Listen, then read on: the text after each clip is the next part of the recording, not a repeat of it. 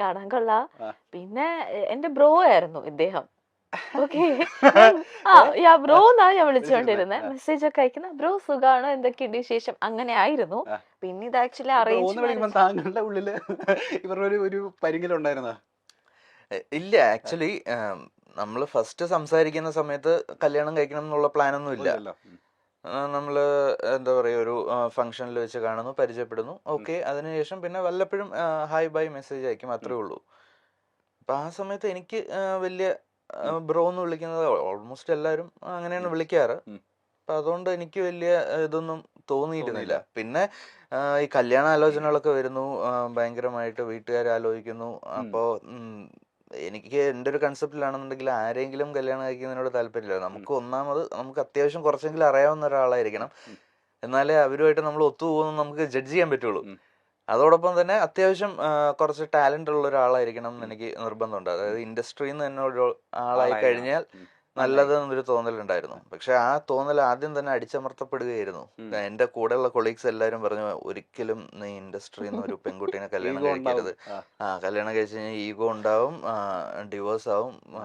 അതുകൊണ്ട് ഡിവോഴ്സ് ആണ് അതിന്റെ അവസാനം, അല്ലാതെ വേറെ ഒന്നും നോക്കേണ്ട ആവശ്യമില്ല. നീ പുറത്തുനിന്ന് ഒരു കുട്ടീനെ നോക്കുന്നതാണ് നല്ലത്. ഓൾമോസ്റ്റ് എല്ലാവരും അത് തന്നെയാണ് പറയാറ്. കാര്യം എന്ന് വെച്ച് കഴിഞ്ഞാല് കാണുന്ന ന്യൂസസും എല്ലാം അതുപോലെ ആയതുകൊണ്ട് എല്ലായിടത്തും ഈ ഡിവോഴ്സ് ഉണ്ട്. പക്ഷെ ഇത് ഇൻഡസ്ട്രിയിൽ നിൽക്കുന്ന ആൾക്കാർ കുറച്ചൊരു ഫെയിം ഉള്ളത് കൊണ്ട് ബാക്കിയുള്ളവരിലേക്ക് അറിയുന്നു, അത്രേ ഉള്ളൂ വ്യത്യാസം. അപ്പൊ എനിക്ക് ആ കൺസെപ്റ്റിനോട് എനിക്ക് യോജിക്കാൻ പറ്റിയിട്ടില്ല. നമുക്ക് വേവ് ലെങ്ത് ഉള്ള ഒരാളെ കിട്ടിക്കഴിഞ്ഞു കഴിഞ്ഞാൽ അയാൾ സെയിം ഇൻഡസ്ട്രി ആണോ അല്ലയോ എന്നുള്ളത് ബാധകമല്ല. ഈഗോ ഒക്കെ നമുക്ക് അഡ്ജസ്റ്റ് ചെയ്ത് കൊണ്ടുപോകുന്നതേ ഉള്ളൂ. അപ്പൊ അതുപോലെ തന്നെ ഇങ്ങനെ സംഭവിച്ചു പോകുന്നുണ്ട്. ഇപ്പൊ മൃദുല, ഞാൻ ചോദിക്കട്ടെ, ഇപ്പൊ ബിഫോർ ആൻഡ് ആഫ്റ്റർ ഇംപ്രഷൻ വന്ന മാറ്റം എന്താണെന്ന് ചോദിച്ചാൽ എന്താ പറയാ? അതായത് മുന്നേ നമ്മൾ വിചാരിച്ചു വെച്ചിരുന്ന കുറെ കാര്യങ്ങൾ ഉണ്ടായിരിക്കുമല്ലോ കല്യാണത്തിന് മുൻപ്. കല്യാണത്തിന് ശേഷം ഉണ്ടായ ഇംപ്രഷൻ എന്തൊക്കെയാ? മുന്നേ ഉണ്ടായിരുന്ന ഇംപ്രഷൻ എന്തായിരുന്നു? ലൈക്ക് ആളെ പറ്റിയിട്ടാണോ? ആളെ പറ്റിയിട്ട് ഇതേപോലെ ഈ ജാട എന്നുള്ളത് ജാടയാണല്ലോ എന്നുള്ളൊരു തോന്നലുണ്ടായിരുന്നു. പിന്നെ കല്യാണം കഴിഞ്ഞതിന് ശേഷം ആളെ കൂടുതൽ മനസ്സിലാക്കാൻ പറ്റി. അതാണ് ലൈക്ക് ഭയങ്കര ലവബിൾ ആയിട്ടുള്ള ഒരാളാണ്, ഭയങ്കര കൂളാണ്. എത്ര ദേഷ്യപ്പെട്ടാലും തിരിച്ച് റിയാക്ട് ചെയ്യില്ല. സോ അതുകൊണ്ട് എനിക്ക് പറയാം, എന്തും ഭയങ്കര കൂളായിട്ട് ഇതങ്ങ് എടുക്കും.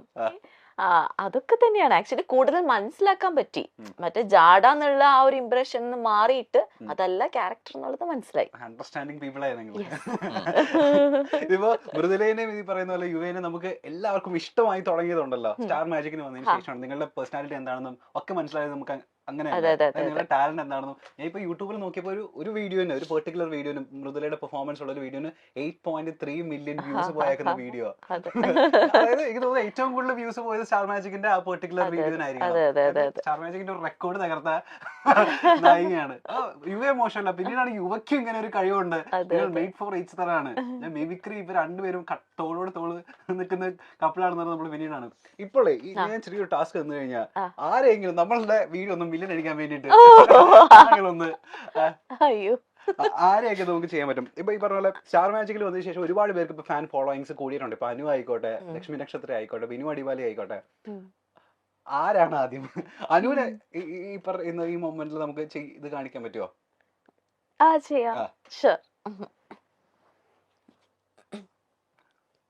ഇത് ഞാൻ എന്തിരടി നീ പറയണത്? കുറെ നേരമായിട്ട് ഞാൻ നോക്കുന്നുണ്ടടി. നീ നീ നീ ഇത് കണ്ട, ഈ ഫോട്ടോ നീ കണ്ട? അയ്യോ എന്ത് നല്ല രസമുണ്ടല്ലേ, ഞാൻ അപ്പോഴേ പറഞ്ഞതാണ്. ഓ എനിക്ക് വയ്യ. എന്നെ കൊള്ളാമോടി, നീ പറ, ഈ കുടുംബ കൊള്ളാമോടി, പറയടി. കുഴപ്പമൊന്നും ഇല്ലല്ലോ അല്ലേ? ഇതെന്തോന്ന്, നിന്റെ ലിപ്സ്റ്റിക് എന്തോന്ന്? കൊള്ളില്ല. കൊള്ളാല്ലേ? ഏതാണ്ട് ഇതുപോലെയൊക്കെ തന്നെയാണ് ഫ്രെയിമിൽ നമ്മൾ അനുവിനെ കാണുന്നതല്ലേ? അനു ഈ പറഞ്ഞ ഇതൊന്നുമില്ല, ഫേക്ക്നെസ് ഒന്നുമില്ല. ആളെങ്ങനെയാണോ അതുപോലെ തന്നെ. ചേട്ടന്റെ അങ്ങോട്ടേക്ക് ഒന്ന് പ്ലേറ്റ് മാറ്റാണ്. ചേട്ടൻ ഈ പറയുന്ന പോലെ ബിനു അടിമാലിനെ അവതരിപ്പിക്കുന്ന കണ്ട സമയം നമ്മൾ ഞെട്ടിപ്പോയിട്ടുണ്ടായിരുന്നു. കോളേജിലെ അത്യാവശ്യം മിമിക്രി ഒക്കെ ചെയ്യുന്ന ആളായിരുന്നോ? കോളേജിൽ ഡിഗ്രിക്ക് പഠിച്ചുകൊണ്ടിരുന്ന സമയത്ത് ഇതേപോലെ കോമ്പറ്റീഷൻ, കോളേജ് ലെവലിലുള്ള കോമ്പറ്റീഷൻ, ആർട്സ് ഫെസ്റ്റിനൊക്കെ ചെയ്യുമായിരുന്നു. പ്രൈസ് വാങ്ങിക്കുമായിരുന്നു. ഇതറിയായിരുന്നോ? കല്യാണത്തിന് മുന്നേ അന്ന് അവതരിപ്പിച്ചപ്പോഴാണ് ആദ്യമായിട്ട് അറിയുന്നത്. ആണല്ലേ? ഓ ചേട്ടാ. ഓക്കെ, അതിന് ശേഷം പിന്നെ പ്രാക്ടീസ് അങ്ങനെയൊന്നും ഇല്ലായിരുന്നു. അന്ന് എന്തോ അങ്ങനെ തോന്നി, കുറച്ച് സൗണ്ടുകളൊക്കെ ചെയ്തപ്പോൾ ഓക്കെ ആയിട്ട് തോന്നി, അങ്ങനെ പിന്നെ കയറി പെർഫോം ചെയ്തതാണ്. അപ്പൊ ഞാൻ ചോദിക്കട്ടെ, മിമിക്രി ഉണ്ട്, മാജിക് ഉണ്ട്, മെന്റലിസം ഉണ്ട്, ഡാൻസ് ഉണ്ട്, പാട്ടുണ്ടെന്ന് ആരും പറയുന്നത്? പാട്ടുണ്ട്, സകലവല്ലഭൻ. എന്താ ചെയ്യാ? ഡാൻസ് അത്രക്കില്ല. റീൽസിലൊക്കെ നമ്മള് ഡാൻസ് കളിച്ച് ഏതൊരു കൊറിയോഗ്രാഫറിന്റെ കൂടെയുള്ള ഡാൻസ് ഒക്കെ നമ്മൾ കണ്ടിരുന്നു റീൽസില്. ഒന്നും മോശമല്ല. ഇപ്പൊ നമ്മൾ ആരെയാ ചെയ്യാൻ പോകുന്നത്? അപ്പൊ ബിനിച്ചേട്ടന് ചെയ്യാം, നന്നായിട്ട് ചെയ്യും. ബിനിച്ചേട്ടൻ, നോബിച്ചേട്ടൻ, അവരൊക്കെ imitate ചെയ്യും. അത് മതി. ഓക്കെ ജസ്റ്റ് ഒന്ന് ട്രൈ ചെയ്ത് നോക്കാം. അത്രേ ഉള്ളൂ. എന്റെ പൊന്നടാവേ, ഞാനവിടെ വന്ന് ഇരിക്കുമ്പോണ്ടല്ലോ ഇന്റർവ്യൂവിന്, എന്റെ എതിരെ എന്നെ പോലെ വേറൊരുത്തൻ. അപ്പൊ ഞാൻ ആലോചിക്കുക, ഇവനിത് ഇവിടെ നിന്നാടാ എന്റെ പൊന്നെ വന്നതെന്ന്. ഇങ്ങനെയൊക്കെ പറഞ്ഞിട്ട് പരിപാടിയും ചെയ്തിട്ട് പോവാനായിട്ട് പറ്റുമോ? നീക്കൊന്ന് ആലോചിച്ച് നോക്കിയത്, ഇവിടെ നിന്ന് എന്താ സംഭവം നടക്കണേന്ന്. എന്നെ പൊന്നടവേ, ഒരു രക്ഷയില്ല. ബിനുചേട്ടന് മുമ്പില് പെർഫോം ചെയ്തിട്ടില്ലേ? ബിനുചേട്ടൻ എല്ലാവരും ഈ പറയുന്ന പോലെ കോമഡി എടുത്തിട്ട് മറ്റേ ഇൻസൾട്ട് ചെയ്യുന്ന ആളാണല്ലോ. ഈ ചേട്ടന്റെ മുൻപില് ഈ സാധനം അവതരിപ്പിച്ച സമയത്ത് ചേട്ടന്റെ റെസ്പോൺസ് എന്തായിരുന്നു? പുള്ളി ഡയറക്റ്റ് ആയിട്ട് കേട്ടിട്ടില്ലെന്ന് തോന്നുന്നു. പുള്ളി ഇല്ലാത്തൊരു എപ്പിസോഡിലായിരുന്നു ഞാൻ പെർഫോം ചെയ്തത്. ചേട്ടന്റെ റെസ്പോൺസ് അതിനുശേഷം പിന്നെ പുള്ളി എന്ന് പറഞ്ഞാ കൊള്ളായിരുന്നു കേട്ടോ. ഇനി ആരാ നോബി ചേട്ടൻ ചെയ്യാൻ പറ്റുമോ? നോബി ചേട്ടൻ്റെ എനിക്ക് ഓർമ്മയില്ല, മൈൻഡിൽ നിന്ന് പോയി ആ സാധനം. വേറെ ആരെങ്കിലും ചെയ്യുമ്പോ? അല്ലാതെ നമുക്ക് മറ്റേ ഫിലിമിലൊക്കെ ഉള്ള കുറച്ച് ആൾക്കാരുടെ ഒക്കെ പുറത്തേക്ക് ഇടാങ്ങോട്ട്. ഞാൻ സ്ഥിരം പണ്ട് കോളേജിൽ ചെയ്തിട്ടുണ്ടിരുന്ന സാധനങ്ങളൊക്കെ തന്നെ. കൊച്ചിൻ ഹനീഫയും ജനാർദ്ദനും തമ്മിലുള്ളൊരു ഡയലോഗ്,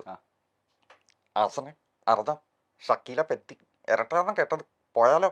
ഓ നീ തങ്കപ്പനല്ലടാ പൊന്നപ്പനാ.